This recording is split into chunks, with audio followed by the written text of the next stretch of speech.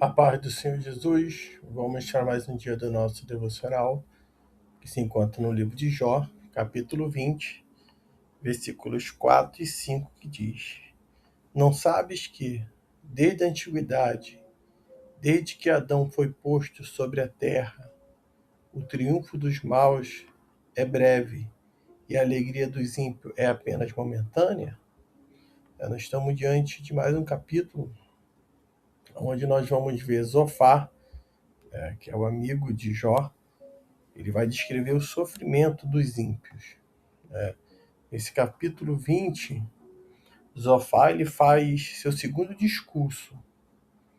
O foco é uma teologia rígida. O malfeitor é inevitavelmente punido. Essa é a teologia.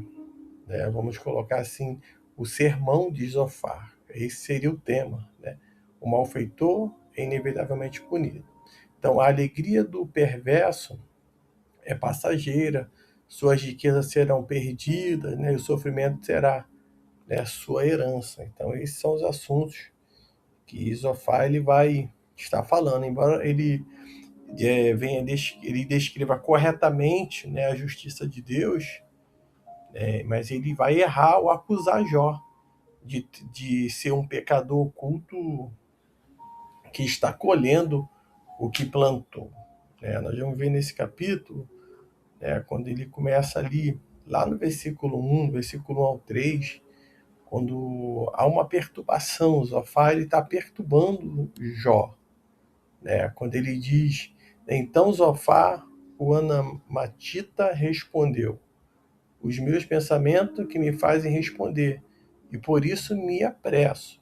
Estou ouvindo a tua repreensão que me insulta, mas o meu entendimento me compele a responder. Então, Zofar, ele vai responder a Jó, movido por indignação. Zofar ele se sentiu envergonhado pela defesa de Jó, e ansioso para corrigi-lo e defender, a honra de Deus. Então, o que Jó ele fala no capítulo 19, eu sei que o meu Redentor vive, ele fala e tem a confiança total em Deus, e ele se defende ali no capítulo 19, Zofar ele vai se sentir envergonhado, pela forma que Jó ele vai se defender, e ele, de onde ele diz nesses primeiros versículos, é como ele está dizendo, eu não vou, eu estava ansioso para te corrigir, para te repreender, para defender, a honra de Deus. Muitas pessoas acham que Deus precisa que nós venhamos defender a sua honra. O nosso Deus, ele sabe como lidar com todas as situações. Zofar aqui, ele vai achar que ele vai entrar em defesa contra a honra de Deus, e ele vai estar ali movido, de indignado, sem compaixão, ele vai utilizar a teologia, uma teologia rígida ali, dizendo que tudo que está acontecendo com o Jó, ele está colhendo, o que ele plantou. No versículo 4 em diante até o 11, nós vamos ver a efemeridade do pecado, quando a palavra do Senhor ela diz, versículo 4 até o 11, não sabes que desde a antiguidade, desde que Adão foi posto sobre a terra, o triunfo dos maus é breve e a alegria dos ímpios é apenas, momentânea? Mesmo que a sua exaltação suba até o céu e a sua cabeça chegue até as nuvens, ainda assim ele perecerá para sempre, como seu próprio esterco. E os que viam perguntarão: onde ele está? Passará como um sonho e já não será achado. Ele se dissipará como uma visão da noite. Os olhos que o viam já não o verão, nem o seu lugar o contemplará mais. Os seus filhos procurarão o favor dos pobres, e suas mãos lhe restituirão os lucros ilícitos. Os seus ossos estão cheios de vigor e da sua juventude, mas esse vigor repousará com ele no pó. Então, nós vamos ver que Zofar ele vai comparar o prazer do ímpio a um sonho passageiro. Né? Ele argumenta que, embora o mal possa ser doce no início, né, rapidamente se transformará em veneno de áspide, né? Veneno de serpente, e será destruído. Ele não está errado naquilo que ele está falando, mas ele se erra quando ele está dizendo que Jó está, né, nessa situação e ele está provando, né, do seu próprio veneno, daquilo que ele fez. Né? Nós bem sabemos que o ímpio, né, o prazer do ímpio é algo momentâneo, é algo que passageiro, a alegria, né, do Senhor que é a nossa força, né, a alegria do Espírito, né, que faz a gente no meio de dificuldade estar firmado no Senhor, mais apegado ainda.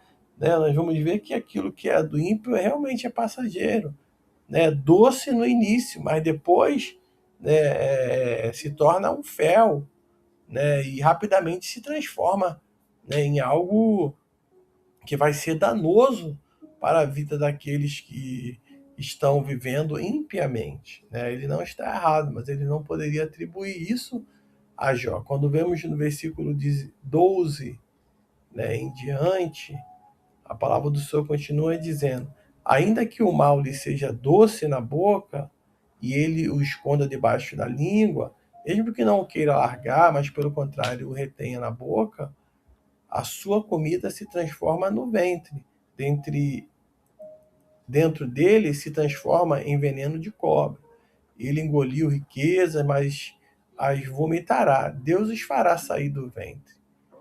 Sugará veneno de cobra e a língua de uma víbora o matará. Não verá as correntes, os rios, os ribeiros de mel e de manteiga.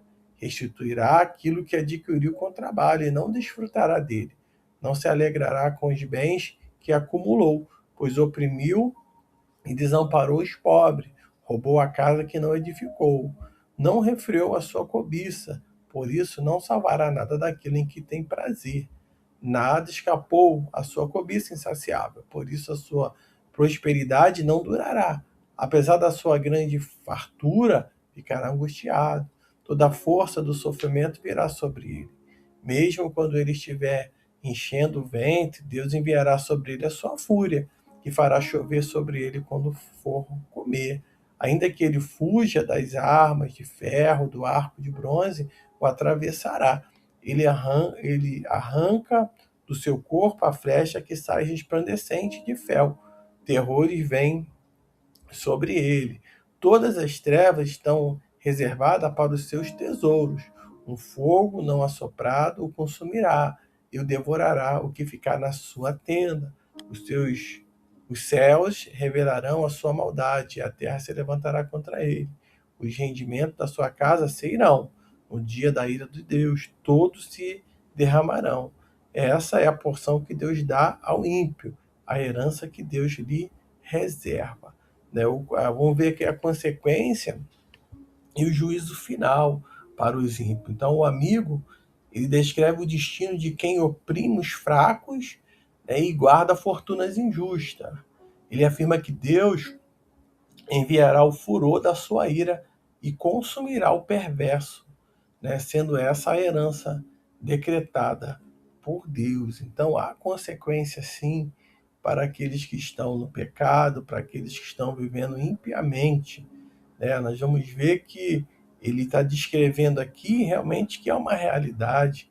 Né? Quem adquire fortunas injustas, quem oprime, né, os fracos, né, pode ter certeza que não vai passar impune. Né? Deus enviará o seu furor, a sua ira consumirá aquele que é perverso. Nós temos a certeza disso, né, que há uma herança decretada por Deus para o ímpio, para aquele que está praticando injustiça. Finalizando, né, vamos ver que o discurso ele reflete que é o limite da teologia dos amigos de Jó. Eles aplicam princípios gerais, como a colheita do mal, né, diretamente ao caso de Jó, de forma errônea, assumindo que o sofrimento dele é um castigo divino, direto pelos seus pecados. Isso mostra que, às vezes, né, as acusações elas ferem mais do que a própria dor física. Né? Nós vamos ver que Jó ele estava passando por um momento de dor fisicamente, emocionalmente, né? Jó estava muito, não estava bem. Mas mais do que aquela enfermidade no corpo dele, aquela dor física, né, é ter a pessoa ali, em vez de estar com ele, orando com ele, né, buscando ajudá-lo, cooperar com ele, estava acusando, né, ferindo ele mais do que aquela dor física. Né, destacando a importância em tudo isso da empatia, né, em vez de julgamento, né, apressado, é se colocar, né, no lugar dos outros, é ser solidário, é estar à disposição, é entender que é uma situação difícil. Muitas das vezes nós olhamos pessoas passando por dificuldade, provações, e não temos paciência.